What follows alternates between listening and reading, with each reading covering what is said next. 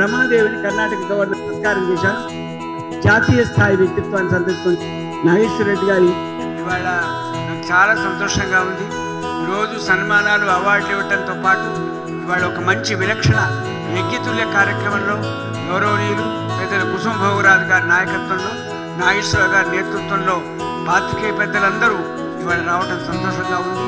చాలా పూర్ణకుంభంగా ఇంతమంది పాత్రికేయ పెద్దలు రావడం, అన్ని ఛానల్స్ వాళ్ళు, ఎలక్ట్రానిక్ మీడియా, ప్రింట్ మీడియా వాళ్ళు ఒక అభ్యర్థన చేయెత్తి మీకు అభ్యర్థిస్తున్నా, మీరందరూ కూడా ఈ కార్యక్రమాన్ని సొంత కార్యక్రమంగా భావించి విశ్వవ్యాప్తం చేయాలని కోరుకుంటూ, ఈ విలక్షణ కార్యక్రమానికి ముఖ్య అతిథిగా వచ్చినట్టు మాన్యులు మా భూషణ్ రాజు గారిని చాలా సత్కారాలకు సన్మానాలకు దూరంగా ఉండే సౌజన్యమూర్తి మా భూషణ్ రాజు. పొగాకు రహిత వ్యవస్థను, సామ్రాజ్యాన్ని ఏర్పాటు చేయాలి.